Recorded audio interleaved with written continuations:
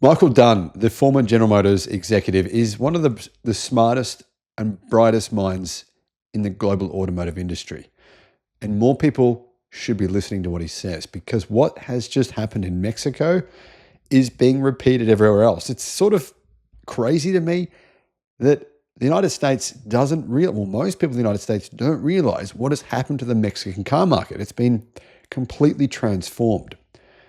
Hello, my friends. Welcome to the channel. I'm Sam Evans. You're watching the Electric Viking. Great to have you with us. Michael Dunn says that General Motors have led a parade of Chinese automakers into Mexico. General Motors led a parade of Chinese car makers into Mexico. It doesn't really sound like it makes sense, but actually it does. Here's what he said. I was in Mexico again last week. Chinese cars are pouring into the market faster than you can say, senorita. Imports from China shot up to 485,302 units in 2024. That's 1/3 of all new car sales in Mexico. 1/3. You see advertisements for Chinese cars as soon as you step off the plane, and you see new dealerships for Chinese car makers popping up across the capital city. This is kind of like what's happening here in Australia and in other places like Thailand and Singapore. The speed of change is breathtaking. What makes this story doubly dramatic, however, is the role that General Motors played in accelerating China's drive into Mexico. Now, I wasn't aware of this role that General Motors played.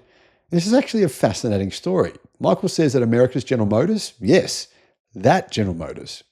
Here's the background. In 2020, he says, General Motors executives in China found themselves under enormous pressure. Sales of the Chevy brand in China were in a free fall, down 63% from their peak and still falling. General Motors and its joint venture, SAIC, state-owned SAIC, were suddenly saddled with massive excess capacity and red ink. They were losing money. As you can see here, the sales numbers have completely collapsed for Chevy in China. They were once the largest car maker. Chinese executives at SAIC quickly came up with a solution. Why don't we export Chevys to Mexico? This would be a dramatic change. The SAIC GM 50-50 joint venture, General Motors owned 50%, Chinese state-owned SAIC owned the other 50%, has, always been designed just to produce cars for China, not for anywhere else. To allay concerns, Chinese executives painted a pretty picture. SAIC would handle the work of manufacturing. All that General Motors needed to do was sit back and let the money roll in. That's not what he said, but this is basically what happened.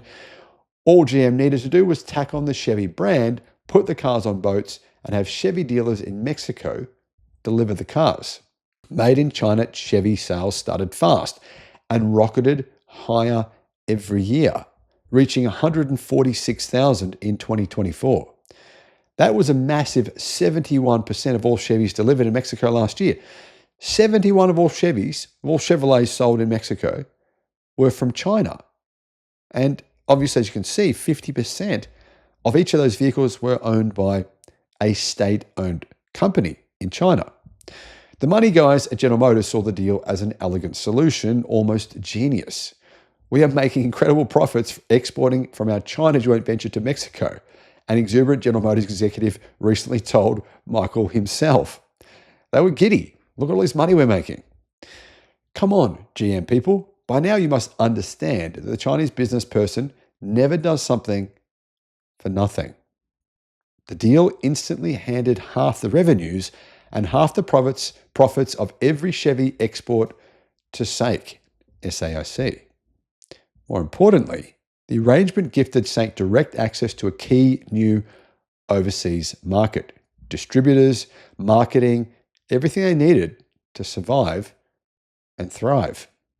SAIC understood that as Mexican customers discovered that they were buying a Chinese product with a Chevy badge, they would become more open to trying other Chinese cars. And that is exactly what happened. Can you guess what was the best-selling Chinese car brand in Mexico for the past 3 years? Well, it was MG. Who owns the MG brand? SAIC, GM's Chinese partner. MG, which offers 11 different models, sold 61,000 vehicles in Mexico last year. Number 2, BYD, delivered 42,000 and expects to sell 80,000 this year and probably 200,000 a year advanced from that. An executive from a tech supplier in Mexico predicts doom around the corner. That China Chevy deal, he told me, put General Motors in Mexico on a rapid path to becoming totally irrelevant. There are now 21 Chinese brands with more than 300 different models on offer in Mexico. 21 brands with more than 300 different models. Will they ever go back? Well, clearly not. It's far too late. The Chinese are already here with good products and incredible prices, said every Chinese brand dealer when Michael asked whether US pressure could force Mexico to turn the Chinese away. It's impossible at this stage. Of course, President Trump could wake up tomorrow and demand that Mexico match America's 100% tariffs on Chinese car imports. Maybe he already has. Who knows? For now, at least, the action continues to go China's way. Ford and Stellantis just adopted General Motors' exact playbook. China partner builds the cars, Detroit badges, and Mexico buys them. Detroit continues to plant the seeds of its own destruction. The Chinese are smiling at their good fortune. And the naivety of their American partners, well, that's something altogether quite astounding. Or is it something darker?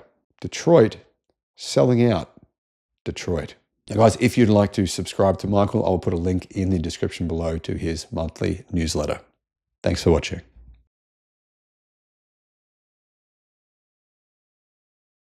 Seeing this electric car, which is part made by General Motors, I can't help but think to myself, General Motors, what are you thinking? Look at the price. It's insane. If they doubled the price, put in every safety feature known to mankind, added 100% markup on the price, this thing would sell like mental.